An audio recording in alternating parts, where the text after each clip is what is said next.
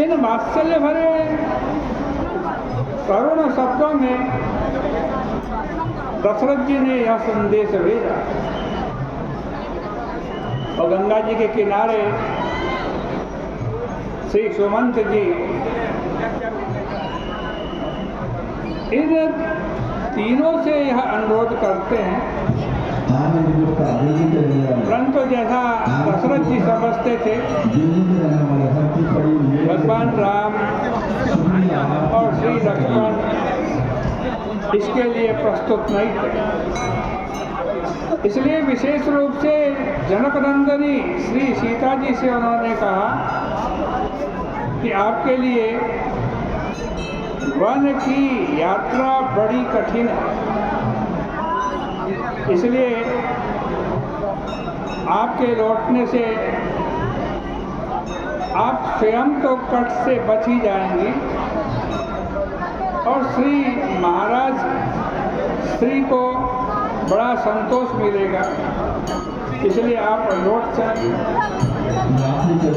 उस समय भगवान श्री राघवेंद्र ने जनक नंदनी सीता जी की ओर देखा और तब मिथिलेश नंदनी श्री सीता जी ने जो उत्तर दिया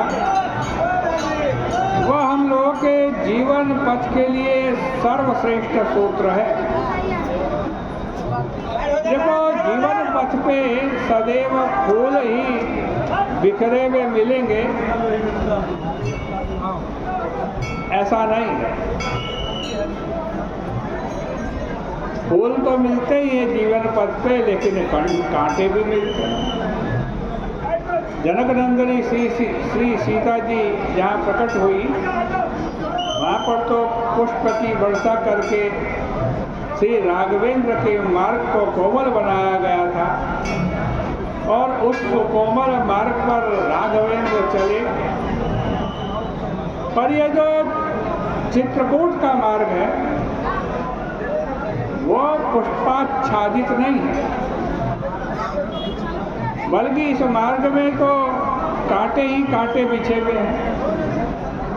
और भाई जो सत्य यहाँ प्रभु के जीवन में प्रकट हुआ वही आपके और हमारे जीवन का भी सत्य है।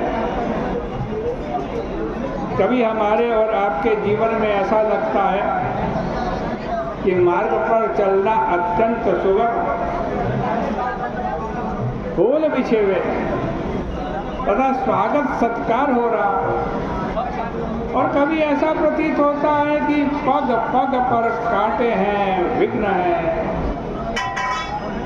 इस प्रकार से रास्ते पर परस्पर दो विरोधी अनुभूतियां हो तो क्या कांटों के भय से हम मार्ग पर चलना बंद कर दें? क्या कठिनाइयों के भय से हम लक्ष्य की ओर बढ़ने से विरत हो जाए, या फिर लक्ष्य की ओर बढ़ने पर आने वाली विघ्न और कांटों को कैसे पार करें इसका उपाय खोजें। यद्यपि जो अनुरोध सुमंत जी कर रहे हैं वो अनुरोध तो भगवान श्री राम प्रारंभ में स्वयं ही कर चुके हैं। देखो, कौशल्या अम्बा ने भगवान श्री राघवेंद्र के द्वारा अपने वन गमन की आज्ञा मांगे जाने के समय माँ ने कहा कि राघवेंद्र, मैं चाहती हूँ मेरी पुत्र वधू वन में न जाए, इसलिए तुम भी इनको यही उपदेश दो। भगवान श्री राघवेंद्र ने श्री सीता जी से वन न जाने का अनुरोध करते हुए जो कारण बताए उनमें एक कारण वन मार्ग की कठिनाई का था तथा दूसरा कारण में प्रभु ने श्री सीता जी को उनके कोमल शरीर का स्मरण दिलाया। प्रभु ने कहा कि सीता, तुम्हें पता नहीं कि वहाँ अयोध्या तथा जनकपुरी की तरह राजमार्ग नहीं, वन मार्ग तो ऐसा है कि जिसमें अंदर को नदी नद नारे अगम अगाधर जाहि निहारे,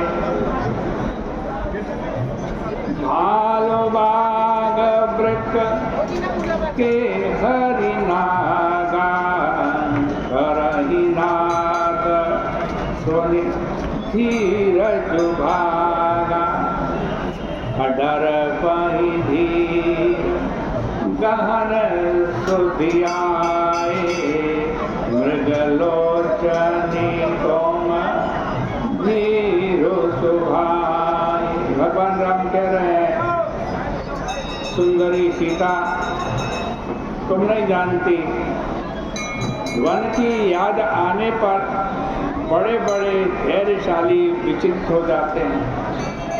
तुम तो अत्यधिक कोमल हृदय की हो तथा तुम्हारा शरीर भी बड़ा सुकोमल है। अंत गवनी सोम नहीं बन जोगो, सोनी अपजसो मोहि ते लोग, मानस सलिल सुधा प्रतिपाली, जियई न लखन पयोधि, जियई न लवन पयोधि मराली, नवरसाल वन विहरण शीला, दोहती कोकिल विपिन करोड़ा, रहूं भवन असल हृदय विचारी, कंद बदनी दुख कानन भारी। इस प्रकार बड़े प्रेम भरे शब्दों में प्रभु जनक नंदिनी श्री सीता जी को रोकते हैं, लेकिन जनक नंदिनी श्री सीता जी ने जो उत्तर दिया उसकी चर्चा कल के प्रसंग में करेंगे। आज इतना कहकर विराम करते हैं। बोले गंगा मैया की जय, बोले सियापति रामचंद्र भगवान की जय।